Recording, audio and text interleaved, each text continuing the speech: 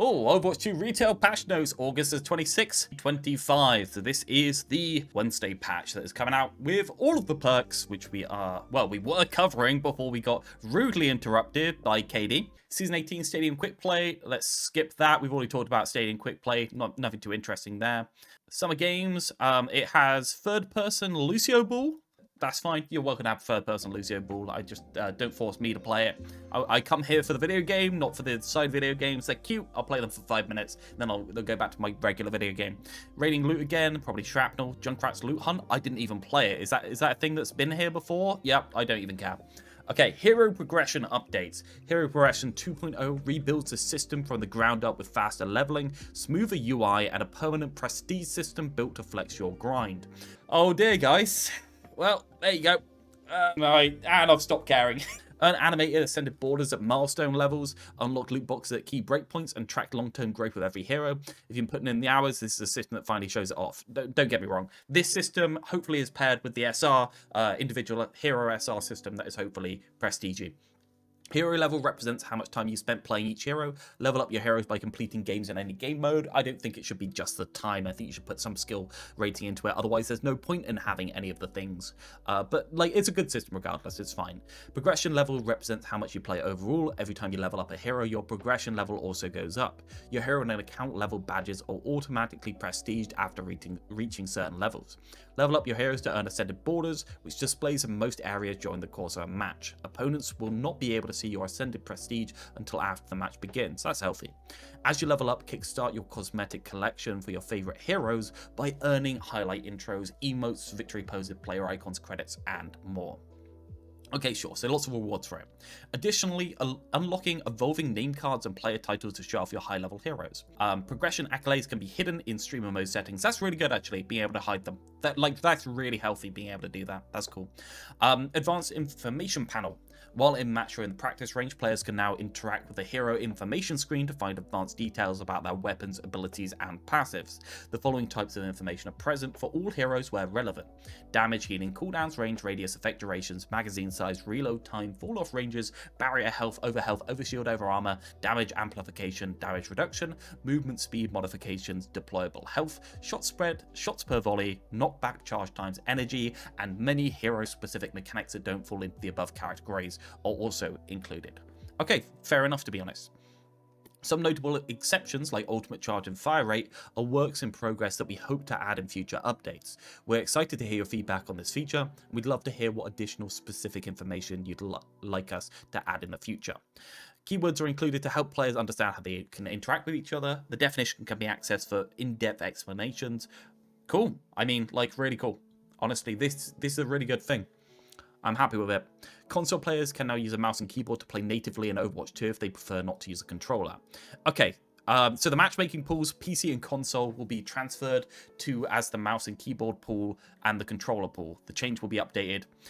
So this is basically going to kill controller console player base, and all casual players are going to be on controller on casual to begin with. So there'll have to be a transition to keyboard and mouse for controller players. I don't know how this is going to work. I think it might kill the mid-rank console queues as well. A bit concerned about that. Aside from that, I don't really mind it. I'm going to be honest. Most console players were zooming anyway, just illegally, so why not let them do it anyway? When in console and using a mouse and keyboard, you'll be prompted to switch to your mouse and keyboard pool in order to use a mouse and keyboard to play the game with. If you do not accept the switch to mouse and keyboard, your mouse and keyboard inputs will not work for gameplay controls, and you'll be only able to use controller. I wonder how exploitable that'll be. I wonder if you can hack into the controller function. Okay, I think that's basically it for this. Tell me if there's anything more interesting here. I think that's basically it. Real-time text moderation. If another player types a message into text chat that is detected to be potentially disruptive, offensive, or harmful to other users, the message in its entirety will be hidden from other players. You may choose to see that message and report it, if necessary, directly from the text chat feed. You can disable the feature in the social options, as always, so it's always on. I thought this was standard, right? Is it just always on now? Using inappropriate chat or being disruptive to other players. I mean, profanity filter already covered that. Against our in-game code. Yeah, sure. Weird. First time UI. New players will have easy access to every hero in the start sorry, words are hard. New players will now have access to every hero in the game from the start. The entry requirement for comp is lowered to 20 matches in unranked matches. Fine. I mean, the hero restrictions are one of those that I'm like, you should be able to play the hero first, right? You should be taught what the abilities do before you let loose on the heroes. Otherwise, the game just becomes like a little overwhelming. Like, don't get me wrong, I don't think you should gate them off, but I do think you should have some sort of prevention for terrible experiences, right? Anyway, hero skill rating. Hero skill rating SR has returned to Overwatch in a new form, allowing players to analyze their skill at individual heroes. We originally removed skill rating from competitive play because players perceived it as an absolute truth about skill. No, you removed it because you were halfway between making Overwatch 2 from Overwatch 1, and you got told to immediately release Overwatch 2, so you fumbled and you didn't have the system ready, and then you just made a band-aid system, and then you made the current system, which is exactly the same as the skill rating, except you hide the skill rating and just put it into 1 to 5 and brackets instead. It's exactly the same. You still have skill rating in your game. Everyone knows it. I mean, like, what are we talking about here? Come on, guys. Like, come on. For 2 Gold 5 players in a team together today, we think players feel accurately represented in how closely skilled they are. But for 2069 and 2068 players on a team together, we've made a subtle implication that one of these players is better. No, nobody sees it that way, let's be honest. Like, nobody does. Yeah, come on, right? Basically, you're saying, like, by hiding the banding within 100, you've improved the system? Sure, like, I don't think there's that much to gain from hiding the banding within, to not hiding the banding within 100. But don't act like you reinvented the wheel. You just remade SR and hid it after because you needed a different system for the most part, because you couldn't go back to the old system because it's kind of like an admission that it was a better system in the first place than what you had previously with the X amount of wins in order to gain or lose rank. Like, come on. Really.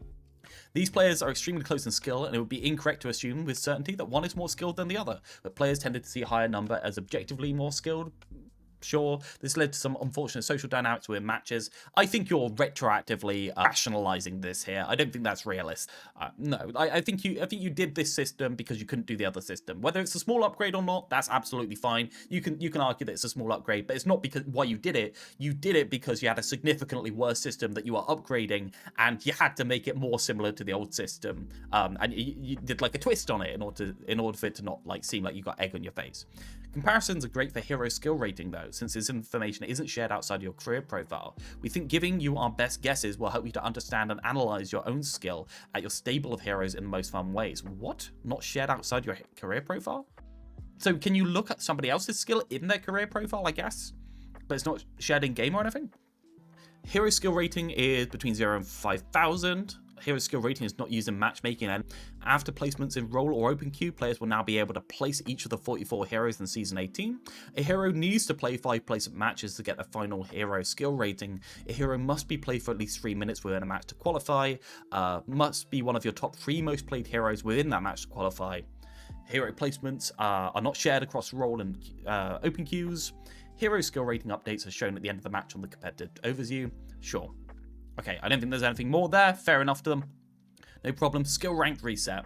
With a huge wave of new perks and tuning to existing perks, this soft reset is designed to put players on an even playing field and give them a chance to climb even higher than ever before. The highest ranks have been tuned again to include a much higher percentage of the player population once players are well calibrated. Sure. I mean, the champion was underrepresented. All ranks in role queue and open queue and comp play have been reset to unranked, and all players will need to compete in their respective 10 placement matches for each role. Hero skill ratings have also been soft reset for the first time. Have been reset to unranked. So it's been reset to your unranked MMR, or has the knowledge of your MMR been wiped? Seems like it's been set to the unranked MMR, which isn't as much of a reset as you think, though it is a big reset, don't get me wrong. I do question, does the unranked MMR change as you play comp? Because it seems like it would be non-helpful for it not to adjust to you as you play comp, if you get what I mean. Because if you just played comp for ages and it didn't adjust, you'd be stomping in quick play. But it depends if the person had not played unranked since they were gold 8 years ago. They use historical placements and other data. Yeah, I feel like they use all the data. So unranked or quick play MMR isn't that uncertain. I think that's a reasonable estimation of where you're going to be. So it's not a proper rank reset, like a proper rank reset, but it is reasonably impactful, and it will destabilize the game to a ludicrous degree, like it always does, and it always creates bad issues. Hopefully, this is not bad enough that people start complaining about the match quality, because the match quality is already objectively significantly worse since the queues have been split up so many different times that the amount of players is just spread so thin that you can't have great quality games in fast queue times now. So hopefully it doesn't cause any big issues with the player base kicking up about that, but I do think it's going to cause some problems. Competitive rewards. Achieving Diamond or above in Roll Queue or Open Queue will now unlock a Galactic skin for Freya. Rewards are now based on your highest rank in a season instead of your final rank. Cool, fair enough. Top 500 rewards and an exception to the change above and require your final rank to be top 500. Fair enough, yeah. The new play requirement to unlock comp has been lowered to 20 matches. Already saw that. Hero updates. Armor still reduces incoming damage by 7. This is the important stuff. Up to a maximum of 50% of the damage received. Combined damage reduction and armor can no longer exceed 50% unless an ability increases it past this point, such as Rouse Block or Hazard Block. Thank God. In cases where total damage reduction already exceeds 50% before armor is applied, it will have no additional effects. Ram in the bin, yes. Thank God, Jesus Christ. Wow. Thank God, right? Thank God. Since Season 16, a notable bug has altered how damage reduction and armor interact. This fix restores their intended functionality and clarifies the rules moving forwards. In addition to balance changes for some of our heroes, every hero will be getting at least one new perk to give options for more fun, impactful gameplay that aligns with the hero identity. Okay, so look at the TikToks I sent you. What is this shit? Why are you sending me TikToks? Where are you sending me TikToks? Ralph, look at the TikToks I sent you. Reduced from 275 to 250. Sojourn's base health is reduced from 250 to 225. Her railgun's primary fire shots per second is increased from 15 to 16. Power Slide's cooldown is decreased from 8 to 7 seconds. Sure, good. Tracer's recall now has a cooldown of 13 seconds, up from 12. Okay. Lightweaver's base health is reduced by 25. Zayada's ultimate cost has been increased by 9%. It's not good with the 10 HPS being removed. Ultimate cost being reduced? Zayada's increased by 9%, ultimate sure. cost has been increased by 9%. It's always been an impactful. I don't think that really makes much difference. Ramatra's Nemesis form now only gives 250 bonus. 250 instead of 300? Man, that is bad for him. Jesus. Literally found dead in a ditch. Armor instead of 300. His block ability now triggers a 1 second cooldown. Block triggers a 1 second Ravenous cooldown? Vortex no longer interrupts So if you ever drop it, you have 1 second? movement when That's first big. it. Hazard's drag. No more weaving. Wow, that is literally dead in a ditch. Wow. Wall knockback damage is reduced from 50 to 40. Its Jesus. health is also reduced to 350 from 400. Spike Guard now only refills ammo when dealing damage to an enemy. Roadhog has gotten like a revert to the mini rework he got a while back. His pigpen has been removed, it's just straight up gone. His scrapgun has been reverted back to primary and secondary functionality. Yes, we saw this Roadhog Primary stuff. fire no longer includes a volley of 4 extra long-range projectiles. The number of projectiles is increased from 16 to 25 though, and They just reverted it because it's a bad change to begin with. damage per pellet. I think it's big of Blizzard to revert this, by the way. I never thought they would, because I thought they'd be too stubborn to admit the mistakes, because it's a fairly recent rework, to be quite honest, and they put a lot of work into it. So It is reduced from 6.25 to 6. His secondary fire initial volley can it really changes the type of thing that you think is possible, right? no longer crit. Take a Breather is back on ability 2 instead of secondary fire. Its minimum time before being cancelable is reduced from 0.8 to 0.6 seconds. Wu Young's Rushing Torrent initial speed boost on activation is increased by 50%. Its jump height has been increased by 2 meters. Guardian So you're going to be able to use it as a speed boost a little bit more. That's healthy. Wave's Range has been decreased by 5 meters. I don't think it practically was limited in most scenarios anyway. maximum range has been decreased by 5 meters and shockwave drop height increased from 3 to 20 meters. Shockwave drop height increased from 3 to 20 meters. Oh, it drops now. His ultimate's cast time on himself So the wave goes down? is reduced from 0.8 to 0.6 seconds. Ramatra has become too durable in Nemesis while blocking. The armor and block adjustments reduce his ability to withstand large amounts of damage and force more deliberate defensive choices. The change to Ravenous Vortex removed the jarring stop in horizontal momentum, notably when paired with Vegetable Vortex. Man, dead in a ditch. Wow. Absolutely dead. Wow. Pigpen was originally intended to give Roadhog more spatial presence on the battlefield, but in practice it reinforced the hook combo playstyle and limited his flexibility in engagements. To address this, we've restored the classic primary and secondary on Scrap Gun, providing more consistent damage options and letting Roadhog better contest space in the front line. You actually did the original rework on purpose and rationalized it with exactly that reasoning, but you know, whatever.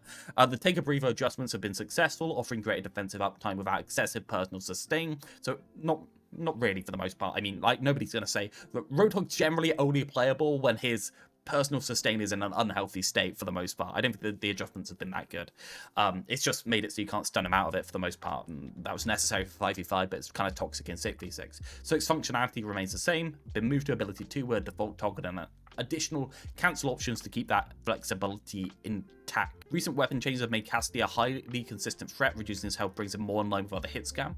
While Sojourn's win rate is relatively low, she can still feel frustrating to play against. Lowering her health increases her vulnerability, but the slight mobility and primary fire improvements help offset the loss in survivability. I think that sounds fine to me. I think that's probably a healthier place for them.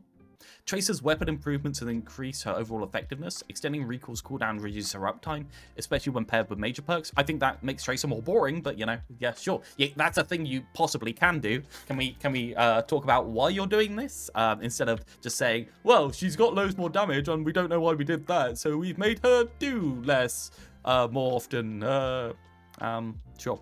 Power Matrix is not in the graphics. The nerf is not stated there. It's only in patch notes. Okay, thank you. The change to Power Matrix aligns the perk with Doomfist's regular power block, ensuring consistency in how Empower Punches change. That is massive, yeah. Absolutely massive. Damage absorbed during Power Matrix now provides equivalent Power Punch amount to Power Block. Sorry, Power Matrix was absolute bullshit. It was bollocks. It never should have been in the game to begin with. It was really bad. Lifeweaver has received numerous buffs to improve his effectiveness, but his increased survivability has become difficult to deal with. His health reduction brings him in line with the rest of the support roster. I think that's more healthy for him in general. I'm really sad with the things they've done to his perks. I think they've made him worse with perks, but realistically, fair enough. Wu Yang had a successful trial weekend as one of the top performing heroes across all platforms. Did he? Given his relatively strong standing, these adjustments have primarily targeted a gameplay feel rather than broad damage and healing output. In particular, Rushing Torrent has been adjusted to help him reach high ground more easily, and Guardian Wave will now travel down tall ledges, which will help him support from those locations without having to give up positioning. That's a great change. Absolutely great change, allowing it to go down 3 to 20 meters. Yeah, really good. Zen, recent Harmony Orb buffs has allowed Zen to charge Trance much faster. Increasing its cost help balance the improved healing of the ultimate. Fair enough. Looks like it. Okay, is there anything else really important here that I need to get to? Man, there were so many janky things that just didn't feel like they flowed within the Water Guy's kit. So Hero Base SR. Was there anything here about how it's going to be calculated? No, there's nothing about how it's going to be calculated. That's a real big question. I really hope it's skill based. If it's not skill based, it's going to be another useless ranking system. I hope it's going to be related to the difference between your rank and the average rank in the game, right? Another question, right? Individual hero based SR, will that have to increase and decrease a lot faster than general SR? Will that have to be like a 3 times multiplier or something like that? Because if we get to, how will that work? Because if we say we play Winston up to GM and your hero-based SR goes up to GM, then you can only play another hero and win. The only thing being watered down is the skill and enjoyment of the game. Ouch.